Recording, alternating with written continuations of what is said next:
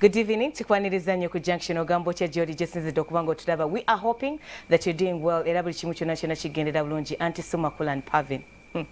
How do you say no without actually saying no? Omuntu omukoye. It could be someone you were dating. It could be a friend. It could be a relative, a colleague. Ebyo nabyo n'abantu betu relatinga nabo ng'oyagala kugaana. Ogaana otya naye nga tomugambye nti nedda. Of how do you say no without saying the actual word no? Kwe kunsaba wigi yange waliwo ebintu ebizibu by'okugabana unless if you are like a friend ng'oli close nnyo kati bwe mba ngikummye nsobola okugamba nagiwadde Pavin tanagiza. Or like you just say take it. Oh, take it. Nagitwalira ddala. Like of you know the things of ng'olina bayiga. Kisinzira wagigula mmeka? Mwabagula wiigi ez'obukadde 15. Si misango. No, si kumala gajiwayo. By the way, it's not about that. It's not about the money, Auntie Sue. It's about who. Anti kati kiri ky'ogambye nti bwagikusaba nga tewandyagadde gimuweere ddala. Ogikwazika si gikuwa. No, it depends. Naye okwazika nga sigenda gaana position wontadde nawansaba sirina bwe ŋŋaana. There are people who don't know how to say no. Kati nga alina funa ye akagamba akalala. No, it was just it was just an example. There's a time nali mpuliriza lunch hour. Pastor n'agamba omuntu asobola okweyazikako olugoye n'alukolamu byonna n'alukuddiza. Nabanga mission etuuse. Yes. Oshtegera. So you would rather tell that person, you'd rather tell that person, keep that. So keep it. Please keep the dress. You get or sometimes like omutima we gugana. Guba guganye. Exactly, because there are some people you share with, like Teturi Islands and whatever. No, there's some people you're okay with sharing with. Then there's some people of like chichoncho onjagaza. Yes. Tweyazika. We do. Everything. Abantu bakyeyazika. Everything. Mwazika ki? Ogambye anything? Everything. N'omusajja bamwazika. Just to be serious. Tulingoye wigi. We're being about material things. Necklaces. That's not material. Tugenderere nnyo. Kubanga kaakati. Omulembe gw'okweyazika nga gwakoma dda. Gende wagundi mukyala gundi mpereze y'akadeya ngenda kubatiza mwana. Mama twebaza Katonda nti buli kimu okirina. Tukyeyazika. Nedda mweyazika kyenvudde mbuuza. Linda Kamalokula Auntie Sue I need to know ojjukira Pavin yayambala akateteyi mu show akapapo nga kali floro kalina obudaala. Ojjukira nayambala ekitenje ekirimu yero earrings zaalizana. Sigo agamba Pavin azimpeze ezijo nyumira ku lugoye lwange okokki. That is borrowing. Auntie, they listen to me. That is borrowing. Anti kati ekyo kyo nkitegedde. Naye waliwo omuntu.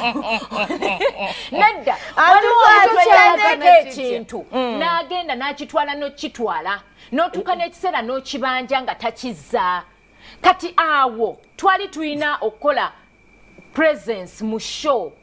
Nga ndaba amatu galabika. Naye tekyali kya ddakiika ntono nnyo. Okimanyi waliwo abantu abamu ng'ekintu wakiteeka ku mubiri gwe kidda n'ebisiraani. Kidda n'ebisiraani, kidda n'oluwumu, kidda n'olusu. Kati era okumpa earring, okumpa naye ng'abaddeko ekintu ku seti nga si kyange.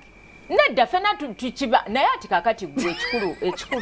Tojogeza bintu n'akwata ati n'abawa. Kakati ne weeyambula nange nezja wali nezjayo nekiresi ati so nenjambala nekwata ekiteeteeyi kya Pavin ne bagamba ekyo kyozze nakyo tekigenda kukola madame. Anyway, kale katugambe. Kisinziira ki kye weeyazise era kisinziira ani gw'oyazise n'ani akweyazise. So that's what I said in the beginning. Yes. It depends on whom is borrowing from you. Waliwo abantu abamunga. That's why most cases omugamba bakitwale. Oba n'omubuzaabuza. Oba n'omubuzaabuza oba n'ofuna ekintu awo ky'oplayingawo. But there's some people that you're okay with. You're okay with sharing with them. Or it's just more like, I'm okay with giving this person this. They can take it, they can use it in whatever way. Enesimu ya jijio. Sitana mulana simu. Esimu zo ziriwe ziringa TV, ziringa embalaza. Sisobola kujja nawe esimu yange nga waliwo. Kakati ndekena. What's wrong with you people? Tunakola. Yange ya kamera emu zino kamera 3. Kakati kano mama wakajjewa. Munange fa abantu ba wansi. Hepesa ya mapesa goganyigo gwe ochamanye negiganyigitibwa.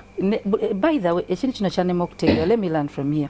Kamera zino zonna bo zintunuzaamu enkuba ebifaananyi bisatu oba kwefula nti tobimanyi quality njirabira mu kifaananyi naye kyeneebuuza enkuba ebifaananyi bisatu oba kamera. Yeah, it increases on the megapixels and whatever.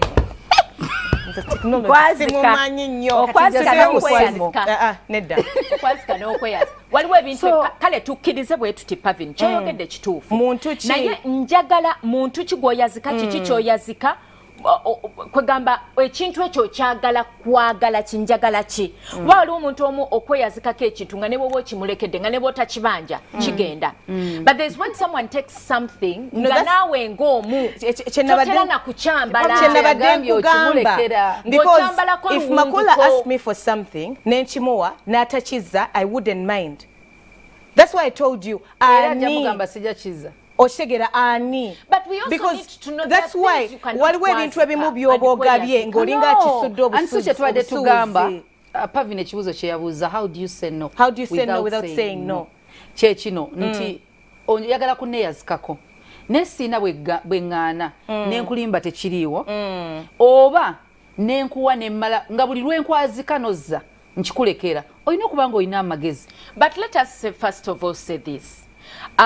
Borrowing or someone lending you something njagala nnyo tutegere bantu ki abagwanidde okubeera borrowable kubanga tutegereka nga tujje ku biki by'oborrowing oba by'olendinga to someone naye muntu ki ayazikika ekyo tujja kudda tukyogereko olunaku olulala omuntu gy'atalina kweyazika ne gy'olina okweyazika kubanga mugambye kisinziira ani gw'oyazise kati njagala omuyambe antiso How do you say no without saying no? Ng'omuntu tali borrowable ekyo ky'ogambye okikola otya? Ng'omuntu tali borrowable. It's the topic today. So it can even be money. It can be anything. How do you say no? How do you say no without saying no? That was the topic. Nga tokyatudde sijja kikuwa. Mugamba munange sente kukiwala okubyereti sente zibadde zo weziri kati olinda naawe zereti bakazijjawo kati saawe. Is that how you say no? Kakati awo ng'akubuuza nte kakati endala onoozifuna bwe naba bwe zinajja I'll let you know.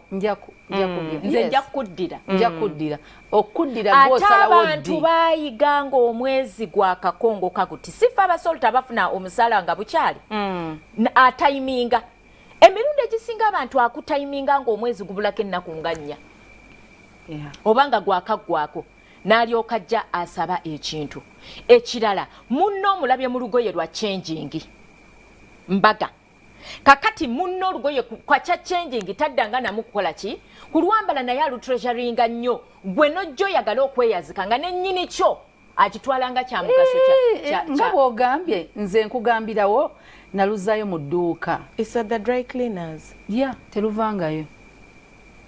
I've said no. Kati awabata mtegedde nti omujize. Auntie, that's my intention. I'm just the topic was how do you say no without saying no? We are letting people know nti bwoba badde tomanyi nti oli awo aba aganye. Awo aba aganye.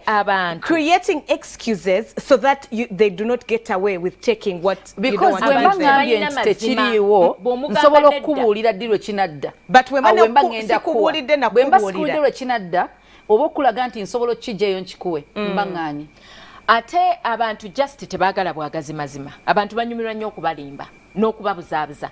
Singa obeera open enough Pavin n'ogamba Makula nti mukwano wiigeeyo nga it is my Kwanebo anniversary gift. You know, kwani anniversary gift mpulira sisobola gikuwa era sijja gikuwa. Yeah, and that's the problem. So most cases we avoid. So people avoid being named bad, being named or one way Agambia. Instead of people working hard, saying people have bad manners because they're not giving them their own things. It is my own money. Or my own clothes, and I make or my own things, and then you're busy give. saying because I have not given you my hard-earned money that I have bad manners. It's very absurd the world we live in. So people usually come up with scenarios. Tetusobola batwalira ku pesi gye tutegeererako nga baganya okutegeera. Pavin, I know mwami nina boyfriend tugambe tulina omukolo gye tugenda kukyala boyfriend wange talina ngoye Pavin mukwano gwange ne mugamba nfunirayo ku suit ya Mr. K from Mr. K. I swear I can tag you with a witch. I can just say this person is a witch. How? No, but what happens? Wadde mukwano gwo mfanfe. There's this possibility of Pavin knowing that Mr. K ayina engoye ezamulekawo zatakyayambala ng'era takyazeetaaga. Kati Pavin njagala tumuveeko. Njagala gw'obeemu amagezi. Ate ng'omwesiga tebagenda sikolelako mikolo. Baamu amagezi. Swalako. Agaswala, thank you. Swalako. Guno mukolo sigwe gukutwala mugulu. This is not the resurrection party that if you don't attend it you're missing heaven. Kuba mukolo nga bagenda kwanjula mama. Neba bagenda kunyanjula. Lwaki oyingira mu maka g'omuntu? Why are you borrowing? Yoko ku mmotoka y'omwami. Why? Mvugeko. Exactly. Lwaki omuteka mu position eyo? Kiringa kugamba mbu I cannot go kuba sina go message ngenda kwambala. Guno mukolo sigwa mugulu. Yesu si yagutegese. Bagambe, I cannot come. I'm so sorry. Usually, I thank God. Now, my husband is always my excuse. I'm going to say, oh, hubby won't be okay with it. Hubby's not okay with it. Actually, to all the single friends out there who do not know this, how do you say no without saying no? Of hi, do you want to chill? And you're like, no, boy is going to be around. That is also saying no, yes, without saying no, because now you have to create time. Auntie Sue, or you know. Tuswaleko mupozi kangereze one time nali nino mukolo gwengendako twali ne mmotoka ne Pavin nimwa nina genda gabi kibi njagala sinafuna gomesi zili zandekawo omayi Pavin we yangamba nina gomesi yange erije yalimu eyokukyala she offered yes, but with it out of respect. No, but the thing is she offered, yes, she offered na ye respect kuba akafananye nkutte gomesi je yambala kwanjula nze njitambulira mungi jajamya anywhere nze bagina company ezitwala jeziri tugenda kugula oli ambaga duka lya feri ambaga nga balita junction kati yagala batwale takyazambala Auntie, so you saw me. Auntie, so no, hold up. Auntie, so you saw my gomeses. Where can I wear them? And people look at me as no. Gwani. Anti kakati ngabo ne bwana bamukolo bamukwana bajagamba omwagaliza bo. Anti era ngabo otakyazambala. No. Kakati kiba kirungi n'ozigaba. Siri wa charity. Have I ever said that man NGO? Anti sunkugereza. Na ye nina kuba mutunga ni mwa magezi. Nina kuba mwa magezi. Kangeze Pavin asologana gamba olaba otyanga nkwadde omwami wange bambye suuti ye yambala kumbaga temutuka naye nina okuba munanga amagezi nze saagala ddala omuntu akwata ku muntu gwe bayita mwami wange. Let me be serious. Ebyange byonna twala. Leave my husband alone. Yupo, it's just respect. Banange toteeka abantu mu position ku kitiibwa nze nganze tompa kitiibwa. Let me be that to tell you omanya nti so waliwo kokungo is it okay Mr. K ainayo engoye ezikyatamutuuka oyinawo osobola zigaba and then most cases I also don't do that kuba abantu muyina emitima emibi era siziwa bamanyi nziteeka mulunga teryamumanyi tamanyi gye zifuga because most cases omuntu ogenda mu agambe lwaki ampadde zisiiwuse ate bako wampya. I know I need answers because of course omuntu watukira ogamba nti sikyakyambala. Waliwo mulekawo ng'ekyali mpya naye nga oli wagamba njikoyi naye I don't know abantu bano the people who are saying no to think make us turn out to be bad friends naye nga gwe atali realistic atali respectful atali na understanding. Most cases it's being empathetic. Because if you're putting me in a situation where I have to create an excuse, it means I'm not comfortable with it. And as a friend, oze onewolako sente. Oshegera. Ono mchala ine duka liengoye. Nsima mugamba mbadde nsaba mbuliro manja mmeka tangamba. Ayogera.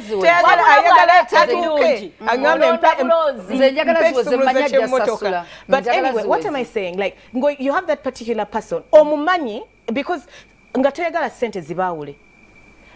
And you expect this person to be respectable enough, to be understanding. Of tokomawo, kale genda ke wanti su.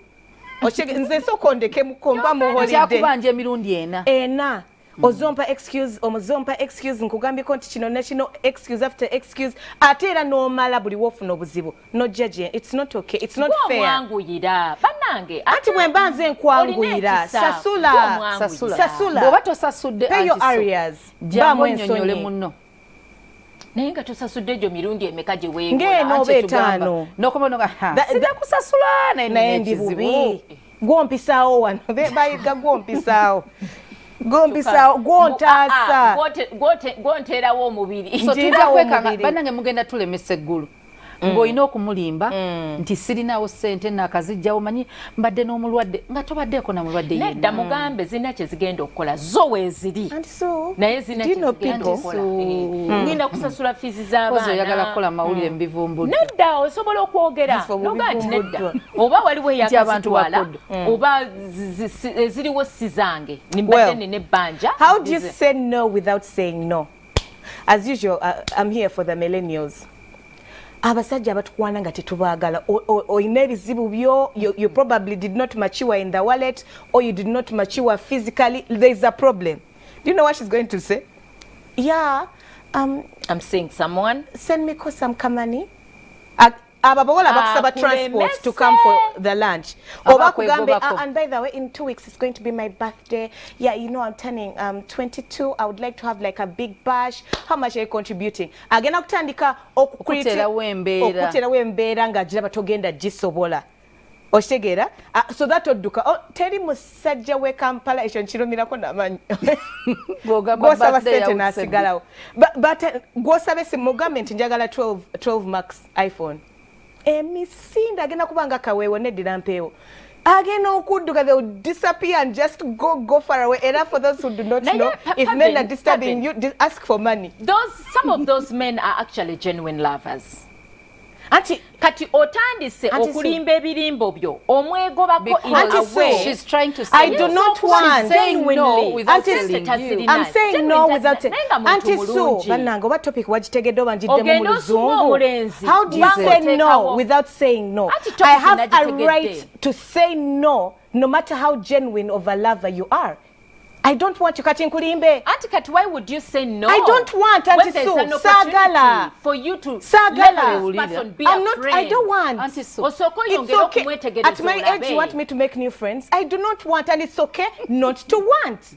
Let's understand that. I don't care how genuine your intentions are. I do not want you in particular. Why wouldn't you care? Are you an island or something? I have friends. Nina makula nina Auntie Sue. Why are you forcing me other people? There's always an opportunity for better. Auntie Kwanange Chenkutegeza is in life people have a right to make their own decisions and choices. So if they have chosen and decided that you are not the one, don't force it. No matter how genuine your intentions are. Auntie Kakati, bwe wayitawo mwaka nga gumu omuvubuka ono n'amala n'agaggawala n'owulira nti ate ate sikugambye nti nkuganye lwabwavu tokitegedde ne bwe buba bwavu buli muntu alina ensonga lwaki ajja kuyingira mu relationship n'omuntu kati Pavin kyagamba sikwagala nengenda kuteekawo embeera ekugoba ekyo sikikusabye kutestinga oba olina ssente no otera okwogera n'ogamba nti omuwala aba tayagala kwebaka na mulenzi ateekawo nti ali mu periods n'ateekayo tomato sauce kyekyo kye ngamba omuwala takikola tulaba ssente mmeka z'olina mu nsi muno ogenda kulimba paka ddi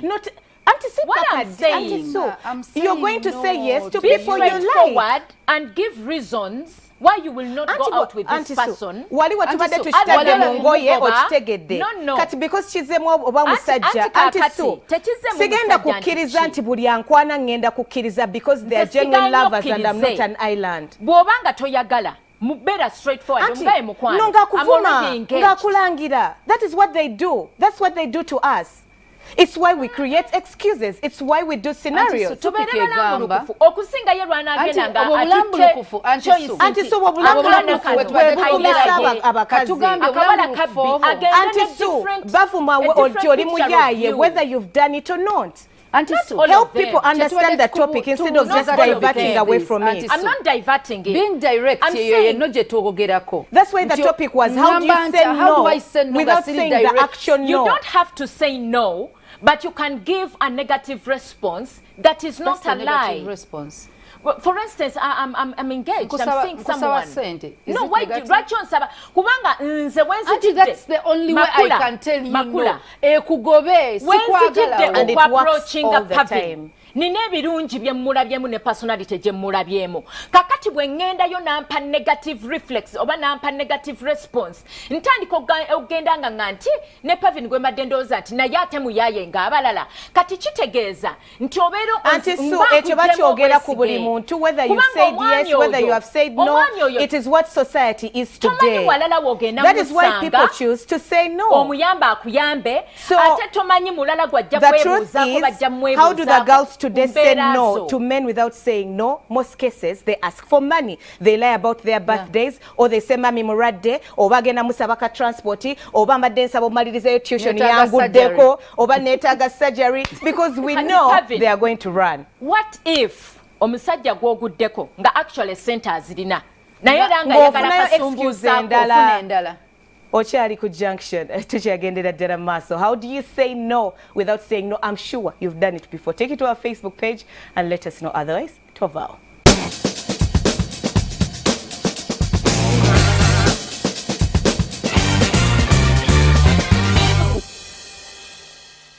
Okyali ku Junction tukyagendera ddala maaso era nga twogera ku ngeri ways you say no without actually saying no. Anti so sagala omuntu atulaba ategere bubi. This is not one of those scenarios where we talk about njagala kulaba ayina meka. I want people to understand. Kintu omwami bw'oba obadde tokimanyi okitegeera nga gwe omuwala yakuwako excuse mbwe next weekend birthday yange nga kutadde mu mbeera where you have to spend so much. Abawala most cases tayina ngeri kijagenda kugaanamu because you're a very nice person. Omanyi bad boys are usually turned off like omugamba I'm not interested. Niyo omusajja zeebambi probably mubadde musaba mwena omumanyi ali respectable nga tolina ngeri kijogenda mugaanamu eri direct. No funayoka excuse. Girls usually create excuses and people who are watching know that most cases when you ask for money nga kuba anti so woba wakansisinka twaka meeting nenga mumanyi anti so kirungi tukola fenna kumanyi bichi nengamba nkwasayo diploma yeyo emu njinonyezeeko omulimu we've just met you don't know me omanyira wonti ono sigenda musobola akademipepe yoyo jiveeko oshegera ogambirawo sigenda musobola so if what girls do akwegobako gakozesa you know like Pavin said there are those people who are too nice nga webuuza kyona omugamba nga excuse gyosobola omugamba I have a boyfriend naye nga tomulina okyali kasinga onoonya naye nga yengeri yokka gyosobola omwejjako kakati gwe olabye omulenzi omulungi onoonya tolina gwolina mulungi eri gwe tuyina test ojja kwegobako omulamwa zo zaawukana n'ezange ndeka omusajja gwolabanga mulungi ku makula si mulungi ate ne bwebanga mulungi nga nange mulaba nti mulungi si gwenjagala so omusajja asobola okujja nga sina bwe mumenya mutima mugamba sikwagala biki omanyi wali abantu ng'ojja kubeera rude mugamba munange bambi nina boyfriend oba for the sake of keeping the the relationship oba nkugamba ntya nga you could be your insurer sinti nina kyenkufuna naye nga tukola fenna obanga probably wano nga nkola ku salt okitegeera and someone comes up if not even that nga tutula mu office yemu ofisagala onyigira ate bunyigizi no imagine nga producer waffe yakwanye you need to look nice so bonamunyiza short tezijja kubayo bulungi so nyamugamba you know what essence the truth is ewaffe batukana okudatinga baki abaami abava mu kikakyo you come up with something so far-fetched si kyamaanyi naye mugamba mama wange yali wa mamba you find an excuse omugambe kati awobeera maama wange okimanyi nti oli kojja wange ekyo kabadde kojja ngansanyisa okulaba kojja nange mbadde siina nnyo gye nkutwala naye kale tubeere ba mukwano nedda anti wano o maintaining a work relationship era ne interest zabadde nazo in a very polite way no anti so omuntu wagamba oli kojja wange oli kojja bw'oba oli musajja muganda wamu n'empisonzi say no in a polite way without Yes, but today's topic is how do you say no without saying no? Because it's inevitable. Kankubulire Auntie Sue, ideally, because you are a very realistic person. Wawe nakugamba ngava mu Garden of Eden kuba sije tulimu. People are struggling with Nina want when nasomyenga, there's a woman saying, why is it that when I show the other side of me, the angry side of me, you tag me as angry or a bad person? People have a right to be angry and express themselves. When I become angry, you forget how kind I was, how I loved you unconditionally before. Nekati onjajinze orokuba nkulaza obusungu. And that's what women go through. Nti if I'm going to say no, agenda gamba rajunganye omanyi abasajja bakuvuma we bigambo yeraga akola bwati na nayogere ebintu ebiku demeaning. So women have decided to creating excuses of kanchejeko in a very calm and polite way. And I think it's very okay. We need to be doing that. I think abantu bekwasa nnyo like you said nange nsobola okugamba nange ewaffe banga nofumbirwa mu baganda tujja kulinda banga I swear tebakkiriza. Auntie, you stop it before wasting someone's time. Yes. I'm not interested in you, so let me just cut it off. This and this. But we can remain friends. Yes. And unfortunately, njagala nnyo abantu bategere nti waliwo responses ezimu ze muwa nga mu kifo kya no oziwadde naye ng'omuntu omulekedde essuubi. Tagenda kulekerawo okujjanga mpaamu obudde nkirowoozeeko. Olumaagira nga n'olweggula kkubiranga gaawa kirowoozezaawo. Eyo si nno. Naye yo naye ebeera nno ng'olemesa omuntu. Munaddala bw'abanga si ye muntu omugumiikirizawo biba bimulemye. Naye omanyi nti ayinza okukubira buli ddakiika abiri kangereze kaakati response nze nabeera nnyo mubalenzi era nakulirako mubalenzi anti si bw'oba obaddeko mubalenzi ng'omulenzi tayagala kubeera na muwala omuwala ayinza omugamba ayagala kujjako wuwe omusajja ayagala mukazi we ne bw'aba ali ku mulimu amugamba oyagala kujja saameka kale engeri gye sitaliyo kankusindikira wa boda akuleetera ekisumuluzo omulenzi ayinza okwesibagala oyagala kujja waka ngenda kunyuka leeti kale nja kulinda ku saa 12 at 12 bwe tunavaayo tulina okushootinga lindirira ate bw'anaaba awedde awo wayingire mu faasi nina oku-editinga essence abeera ne excuse era nze simanyi wenna amaliza ate junction nina okusalamu clip as a babe let me tell you better if you went to school if you okay it's not think hard bwobanga oyinamu ku magezi amazaale okitegeererawo nti ono omuntu anago anti katolabe encha tuyina engeri gye tuli mu biseera tugenda kuba tusiiba ate ngenda kubeera kanani nze ngenda okwatala katusazeewo tusule ku office naye ebyo byonna oli wakati mu kulimba n'omugamba emukwano kitali kirungi anti mwe mutuleetera olimba n'omugamba mukwano njagala kujjawo okwoleza ku ngoye oba ompa ekisumuluzo anti nina kopi emu nina washing machine anti jimpe kopi ey'emu ojja kunsangayo naye anti kakati awo lwaki washing machine anti lwaki awo tomugamba bugambi nti munnange tekigenda tomanyi bwefaanana mugambe tekigenda kusoboka nsobola okugamba ekisumuluzo anti ekimu ekyo kyamenyese ninze babajja kumenya mu mwango gw'oluki oba okulimba lwaki nsobola okugamba nti landlord wange ekizibu kati omanyi tutegeke weekendkubanga oli walabanga omukazi ajja anyiiga kati bajja kungoba mu nyumba tesiina wenzira olina wenadda njafuna engeri landlord yenjogera naye osobola okujja landlord yatugaana okyaza ku nyumba ze kyobulaba ayagalako basingo kati nze nja kusanga mu kibuga ansoba owedde nedda kati era mu kibuga era oba osazeewo alinga omuwala akugamba nti bugambi tata wange yagamba mbere wakabayi saa 12 this generation bano ba millennials anti sobola kulaba 12 mbere waka which generation nga wakera ku macha ng'asaba kaliivu ka hours nga 5 ngakubira essimu kati ku macha tugende so you think my schedule is going to be with you let me tell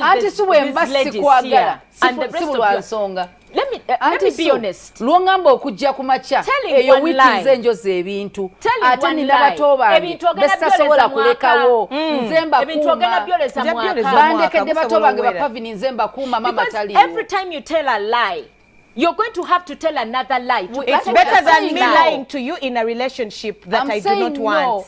I'm saving you from a bigger lie. Tell someone once and for all, it will not happen. You know, Auntie, so that's why I'm saving you from the lie of being in a relationship with you. For a relationship, it will not happen. I'm sorry.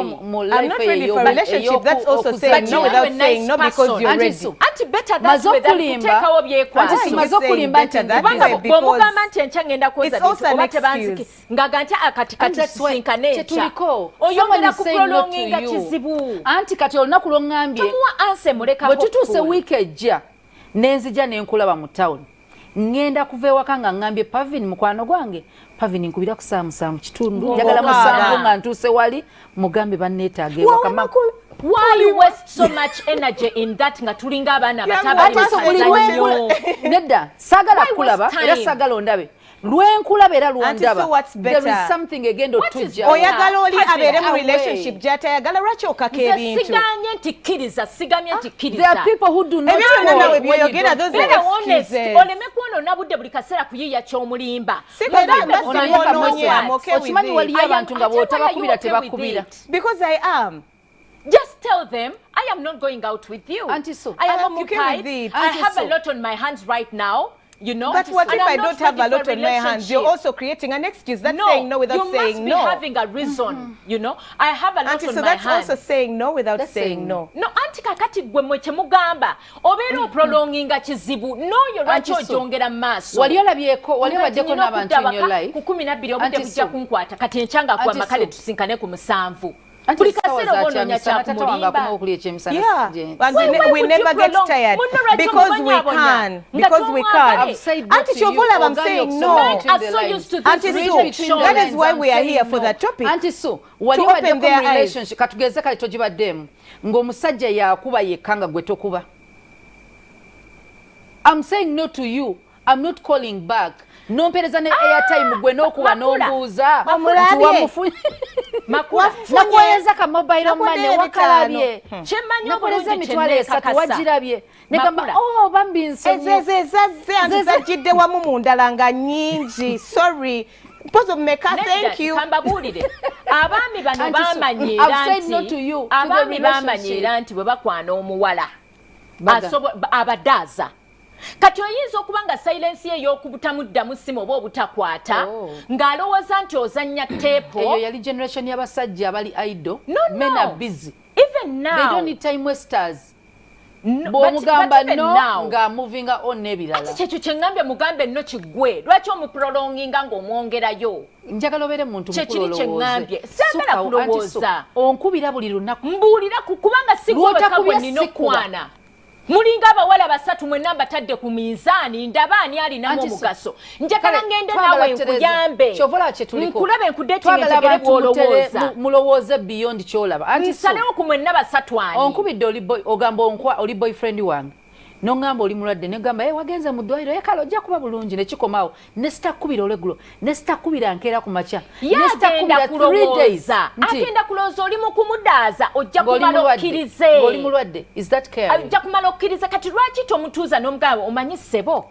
tekigenda kusoboka anti kyetuliko anti era sisuubira twagala abantu bamanye waliwo abatali how do you say no without saying no saagala osabye okukyala mu maka g'oli buli seera Christmas banaye tujjeyo tutya ndeete ku baana bawummule nga munaye bagamba anti munaye tuli mu covid ate tunaakola tutya munaye ate munaye teri mukozi nange abange ngenda bajja mukwana reading between the lines eyo tebakwetaagayo banaye tuyiga okuyiga let us because their communications the world is not white and black they are gray areas so if someone creates for you a gray area I want you to see it tuyige okubeerako ewaffe because those ojiraba olina gamba nti anti you have to make an appointment ewaffe askari tamala gakkiriza abantu kujja ekyo nekiggwa n'okuba n'okola appointment it could be but then for some people you need to know that you're not needed in people's homes because the topic is how do you say no without saying no some people actually said no like that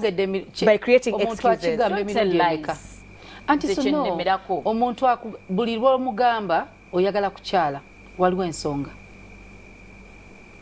either tayagala olabe gy'abeera oba gwe gw'atayagala like waliwo omuntu nga gwe gw'atayagala ne wabawo nga ewuwe gy'oyagala okujja wamuswaza obanga nawe oli walugambo naye ng'alaba tonnatuuka ku level ngenda kugereza oyinza okuba nga bambi gy'osula wala nnyo nga minisita yagamba nogamba najjawo atya emmotoka ye neepaakinga wanga y'ensonga naye nga talina bwagamba bannange okutuuka ewanga obuuka myala tosobola kujjayo. Why don't we wait for people to invite us than us inviting themselves ourselves to their homes? How do you say no without saying no? Kati tuli mu basomesa that this is what actually goes on. Lwaki omuntu omulemerako gyewuwe nga tetiyeta kusabye? Kati eyo mentality gy'olina wano mu kukyala nyambo ogiteeke ne kukukwana wali we tubadde. Kati kyeŋŋamba nti kakati bw'olabanga omuntu ogusooka agaanya.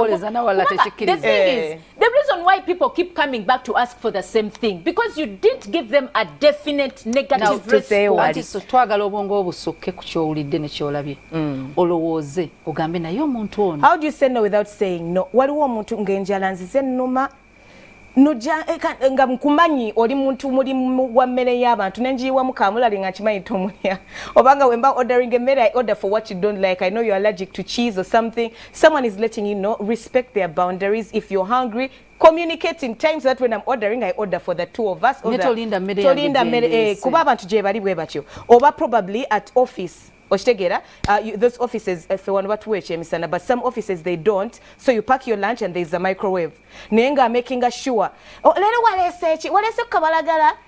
Walese ku pancakes like nga akubu nakumalako emirembe. So boleta natachagala that day. Notandiko chipakinga buli lunako so that you can have your lunch yourself. Kati ng'okwebonyabonya kwe kwaki olw'okuba oyagala okulemesa omuntu. No, sebonyabonyeza. I like it. I like eating it. I would love to change, but then I don't want to share with you.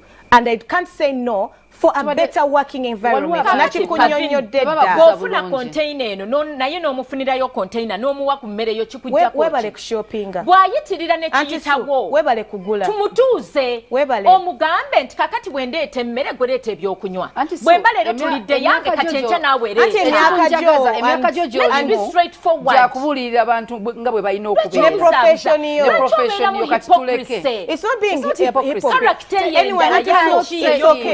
We cannot say it. We want to be polite, Auntie Sue. Because thing is, we need to be truthful to the friends that we have. You're not my friend, you're my colleague. Kati Auntie Sue kangereze. Omuntu Auntie Sue. What a better working environment. Waliwo omuntu ng'atandise okulaga nti ayagala bawa. Ojja tukukwagala okukozesa copywriter ye agaane kuba wamu McDonald. Ajja kugamba kale malagala etebyo kale gundi akatogo tekankolera bulungi naye kale malagala etatuye tujja boogerako ku abantu abatalina mpisa batamanyi we bakoma anti so omuntu bulijjo bw'abajja ku office kangeze ajja ne bote ennene oba flask ey'ebikopo bina nga bulijjo ajja ku office ku luno n'ajja n'akakopo kamwe atandise mulaba embeera ze zitandise z'akakopo ako ka flask n'ekikopo ekyo kyajja nakyo oyo omuntu aba amaze okugamba nti ayagala mu musabe kakati obwo obukoddo oba okiwafunye bwaki si bukoddo gw'obigula otandise okuteekawo shaawo kubanga the thing is abantu wabalaga nti olina ekisa nti oli mugabi nti ogabana ne banno abantu ne bakimanyiira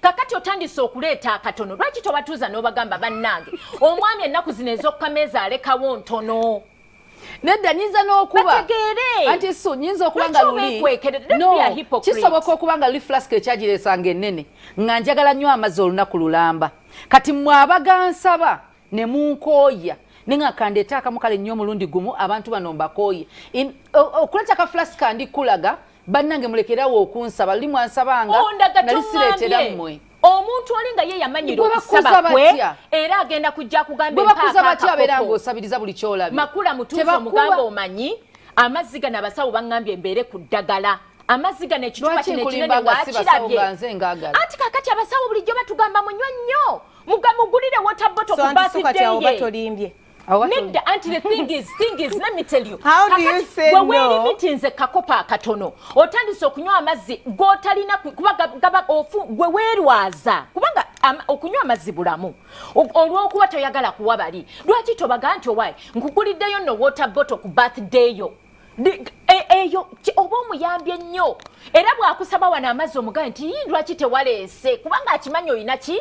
Water bottle tagenda kudda mu pastor ina kyatera okwogera nagamba abantu mulekerawo okubuzaako abantu emirembe nga mbasaba lift waliwo abantu abamu nga batandika dde otugoba mu motoka zaabwe nga tetumanyi naye nga batugoba indirectly omunomi nange nsaba kuntwala kona aha Other side ki nesi kiwa gyolaga gyendaga nze ngenda captura anti capture ero ja kuyita Kampala anti tonyumiza bibuzi byo excuse waliwo excuse omuntu gyakuwa even you as a person noyimirira ku kisenga awo ne weesigama noga Pavin singa bojja nenkugamba nongamba mpa ku lift negaba Pavin sikiwa bagyolaga gyendaga nga tonnambulira sinaba nakugamba gyendaga wabula negamba I don't think I'm going your side. Which side am I going, Aunt? How do you say no without saying no? Abapangisa ku mizigo yagulanga ekiwagu ky'ettooke n'agula amanda ge ne gabeerawo kabalaza naye nga kwe mutoola kwe musabiriza kwe mukaabira ennaku yammwe abaana enjala okubaluma n'atandika okugulangayo ekiwagu ne kabaketi amanda bagatundira mu kabaketi atakyagula nsawo takyagula nkota communication managing akatono kolina tamuwemukira teweebika anti olwo tukuwemukidde anti kaakati omwemukira mu bikolwa nze mba ntegera language eyo gy'okozesa ngamba bugambi nti owaayi omwami munange yatugudyanguddemu nti amatooke ngagaba era oba olimbye I don't know why you keep saying this and say something else era oba olimbye emirundi egisinga omuntu yenna oweekisa era taata aba yagamye naye emmere ng'eggwawo mangu tukyagendera ddala maaso okyali ku junction amasaŋŋanzira to agree or to disagree. You let us know on our Facebook page. How do you say no without saying no? I'm sure you've done it. Please let us know those phrases oba obukotsi mwe bwakozesa otherwise tova tukomawo.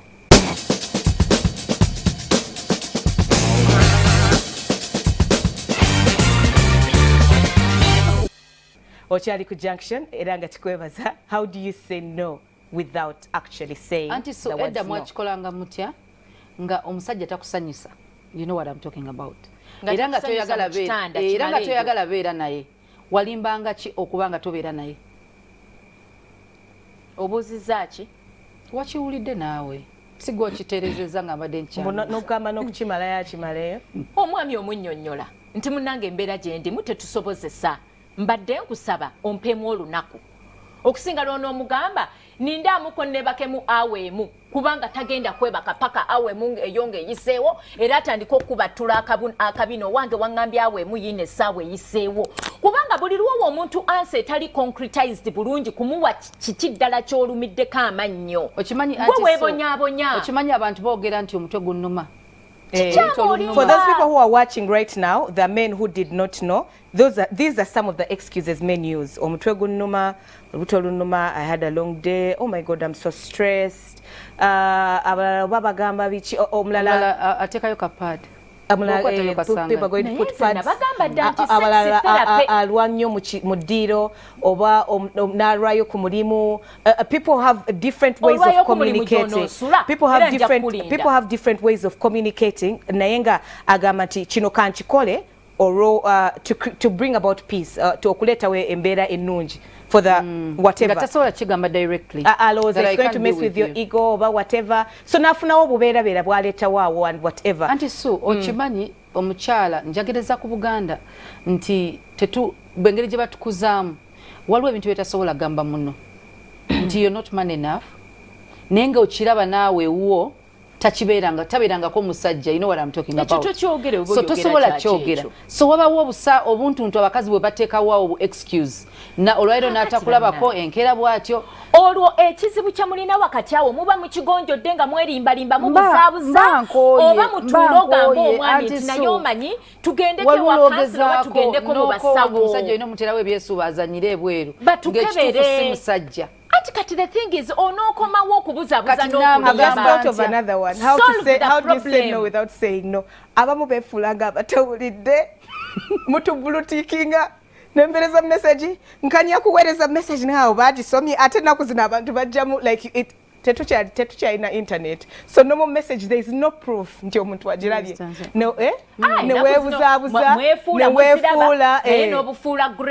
neweefuula kwegamba omuntu nalowooza ntegedde oba ate omuntu abadde busy for 2 days nga taritanize call oba nobwako kyomusaba oba omusabye lift oba ki ali ku simu kale let me come bikinayingira motoka sweet navuga n'agenda service ewedde mise ewedde ogezesako mbuga genda okulaba emmotoka ekutwala ekuyitako noga wayampulidde abamu beefuulanga beefuulanga abalibbiza batawulira anti nenkyajja kujja kusaba erifuti naluli nalowooza nti kakati wabadde mu bwangu anti Sue bino byonna bye tugambye because anti Sue now let me be vocal about what I've been thinking about in the whole entire show vocal, it's like this kuban most times actually mostest times even when we say no people still insist and still beg and still ask.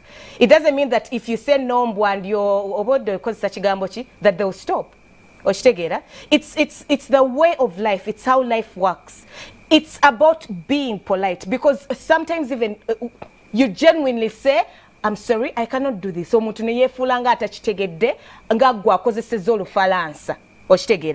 So being vocal nogama nti mugambe mugane kolaboti, it doesn't mean that if you do that they'll still not be persistent. Then the other thing is it's just courtesy. It's just for the harmony of life. It's just for you being a human being. You're being empathetic. You're thinking if I'm the one being denied waliwo omuntu gwolaba nogama nti ha makula waabwe kati wenaga nokola kino kiyinza omuyisa obubi ayinza kiyinza omumalamu amaanyi nenkuwembejja omanyi there is kiringa genda watatawo nomugamba daddy I would like to go to one international school nagamba no but I think going to a traditional school would be better because there are more values aganye naye akuwembejeza whatever that is yes. So you get comfortable in the no that is it.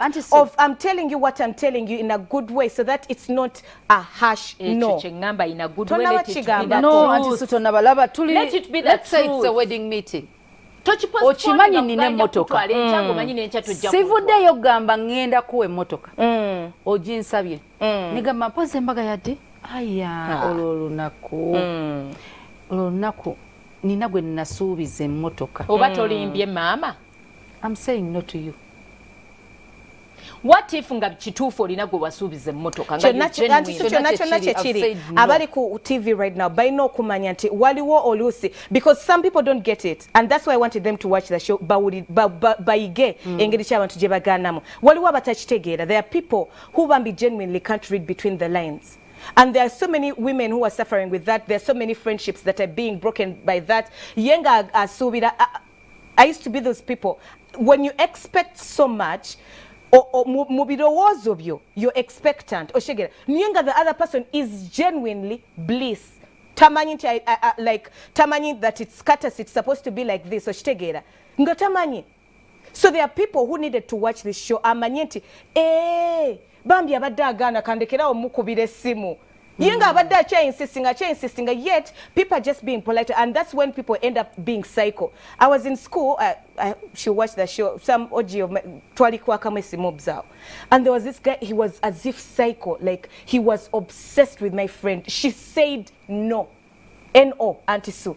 Guy namgobeda aka was is Siri yokati, but they were very protective of the students. Eranga nebakubise bipanani, nebabiteka they told all the custodians, they told all the gate people, do not allow this man is because some people are psycho Auntie Sue. And tomanyi ngerichi omuntu jagendo kuisamu. It could be whatever you're fearing to lose is a bigger, thing. You could be fearing to lose your job. You could be fearing to lose an opportunity or probably to travel or something. It could be you're applying over to university.